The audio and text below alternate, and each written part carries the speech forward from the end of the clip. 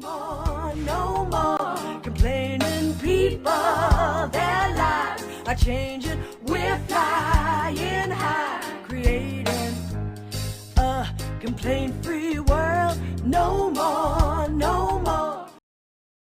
So today I want to talk with you about the problem of goal setting and the problem with goal setting, and we want to jumpstart how to overcome this innate problem that comes with goal setting. I never heard about goal setting until I was in my 20s. It was never something that was discussed in my home. It was not something that people said, hey, you should think about what it is you want to do. What do you want to be when you grow up? That was the most common default question that adults went to when talking to me, but they never actually really encouraged me to think about goals or anything like that. Life happened to you is what I was taught as a child, rather than you happening to life. And then in my 20s, I began to hear about goal setting, and I began to actually set some goals.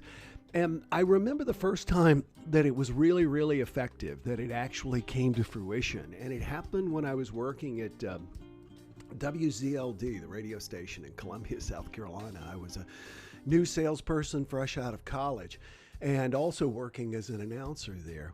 And I wrote down what it was I wanted to bill, that much advertising in 1 month, which was $16,000. I remember that. How about that? That was almost 40 years ago, and I still remember that I wanted to bring in $16,000 for the radio station. Why? Because I got to keep 15% of that. So I would make almost like $2,200 in a single month. Wow. It was just huge. And fairly soon I did it. Now, here's where things fall apart, and here's why there is a problem with goal setting.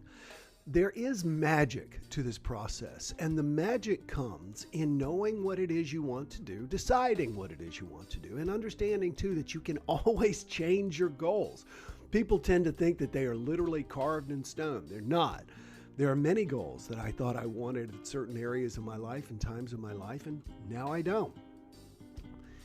The challenge that we get into, and those of you who know me know that I'm a former Unity minister. I'll always be ordained as a Unity minister, but I was in a Unity church for almost various ones for close to 25 years. Unity is very big on showing the secret with my friend Joe Vitale and Abraham Hicks, et cetera, et cetera, et cetera. Unity will show the secret. That's where I first found the secret, was watching it in a Unity church, and we showed it over and over and over again.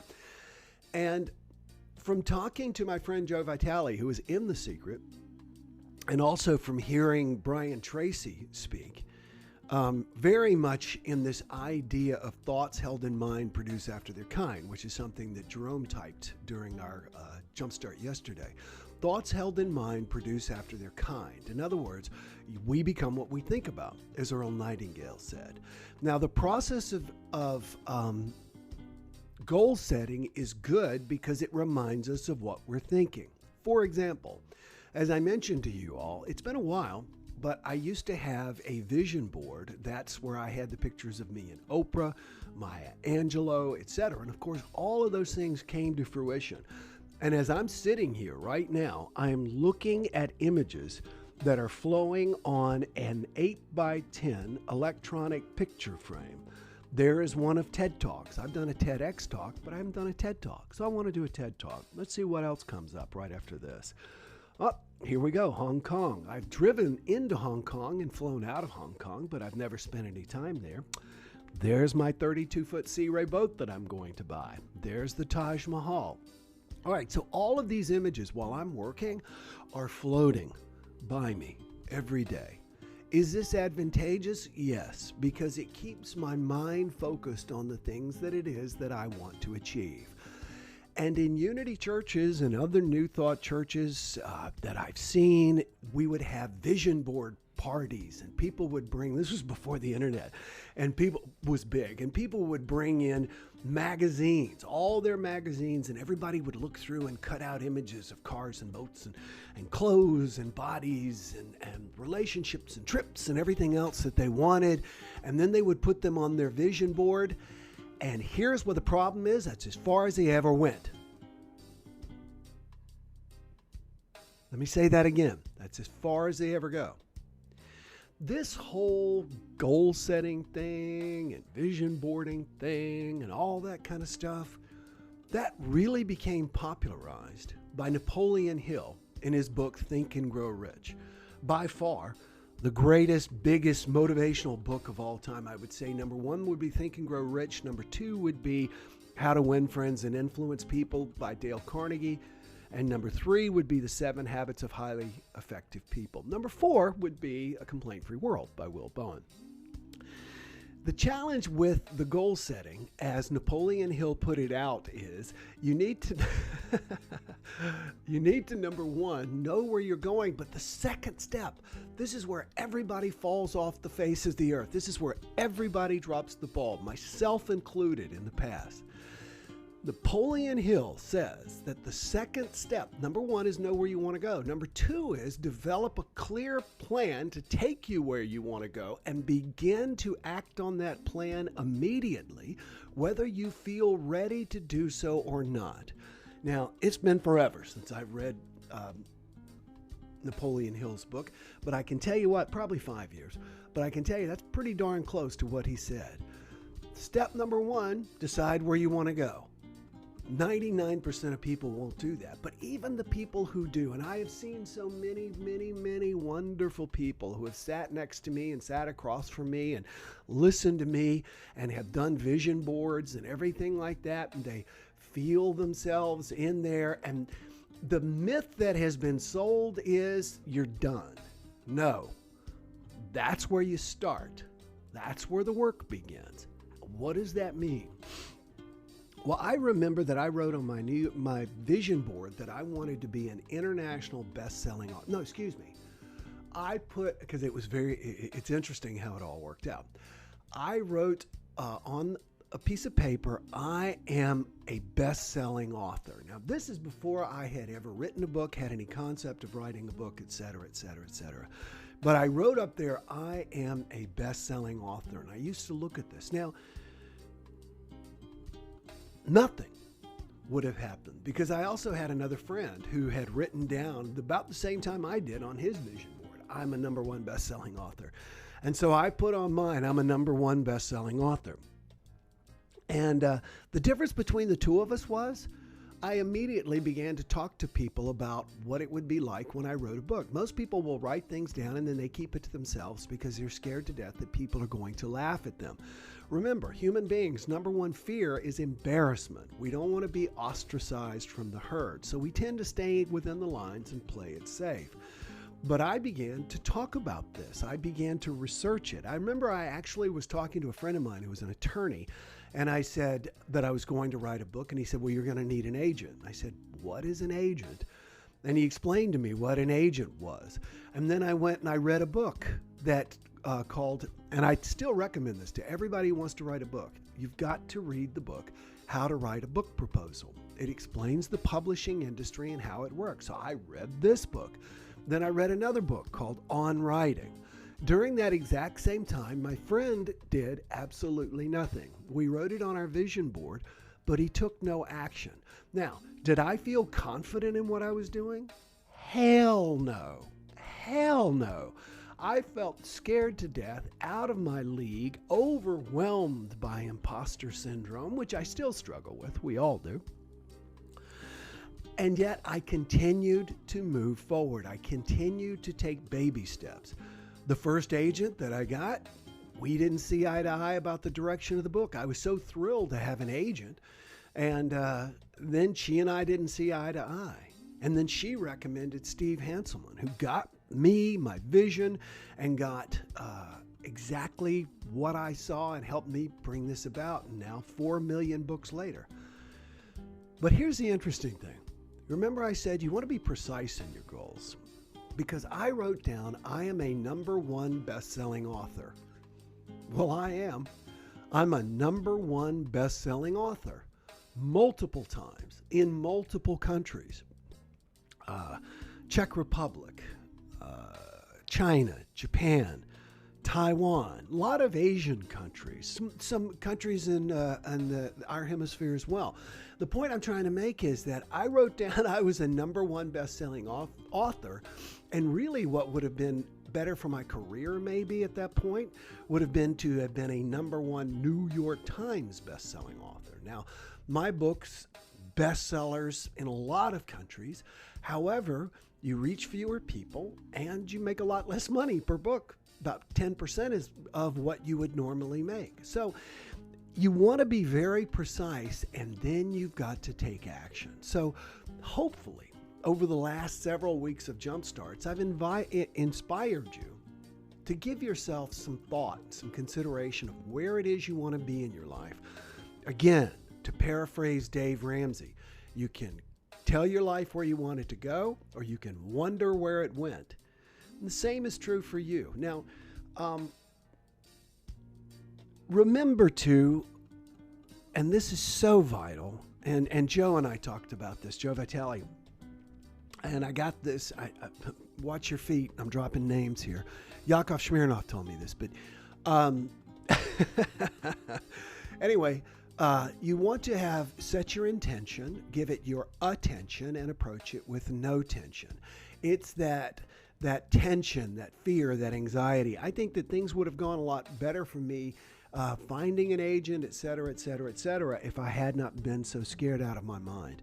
But as the old book says, feel the fear and do it anyway. So for those of you who have vision boards, awesome. For those of you who know where you want to go, great. My question would be, what are you going to do to get there? One of the things I've always wanted to do is go to Paris. Always wanted to do is go to Paris. Jimmy Buffett's song, He Went to Paris, makes me cry every time I hear it.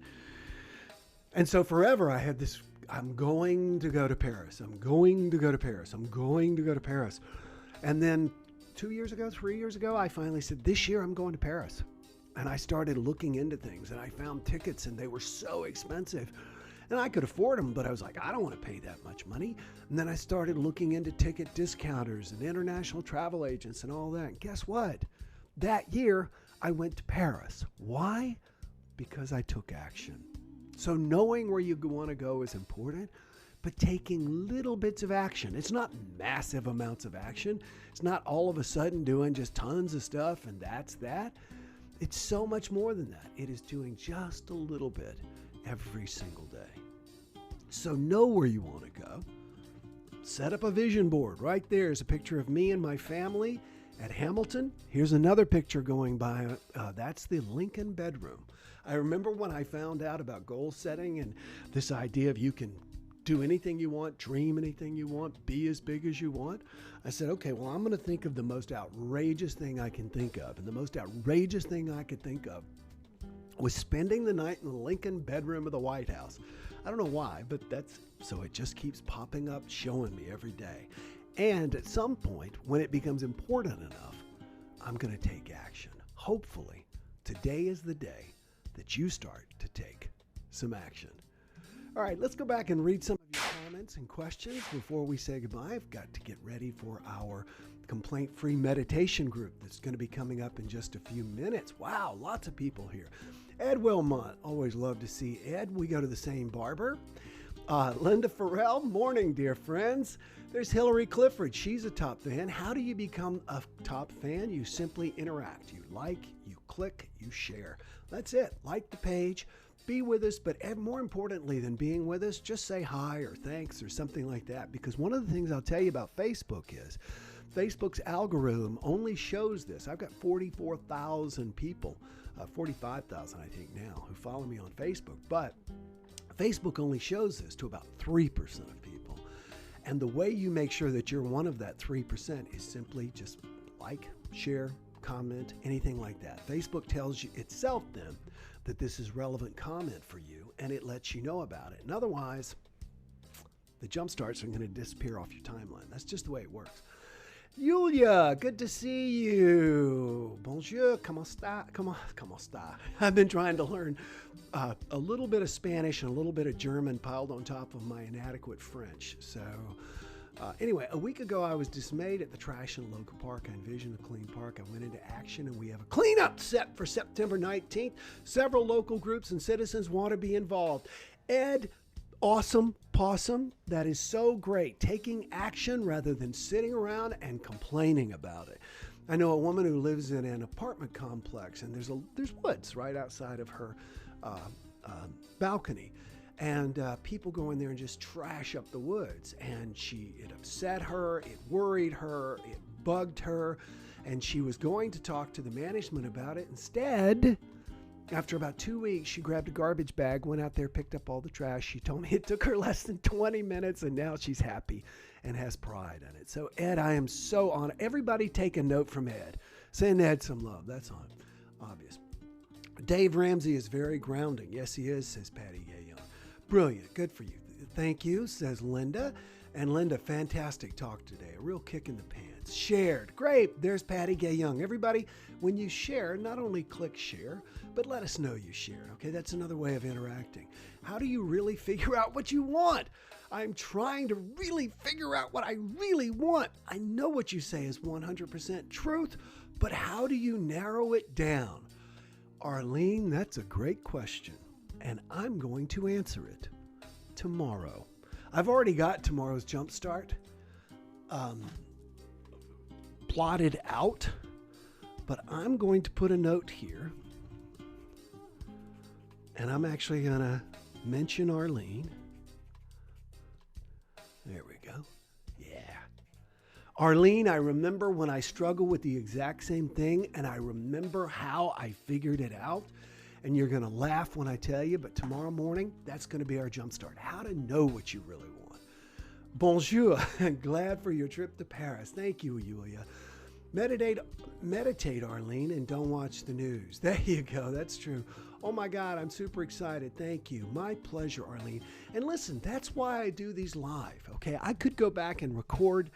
I used to record 20 in a day and pump them out, and then I didn't have to worry about these. Well, now I get up every morning and I put on makeup and I make sure my eyes look good and a good shirt and everything, just so that I can be here with you, because I want to be live for you. I want to be here to support you. So anything you need or any questions you have, you let me know.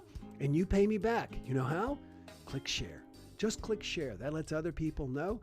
And then we can help other people improve their lives as well. Real quick, because I'm clicking. I want to show you the close-up that I've selected for this morning for our meditation. Everybody take a deep breath.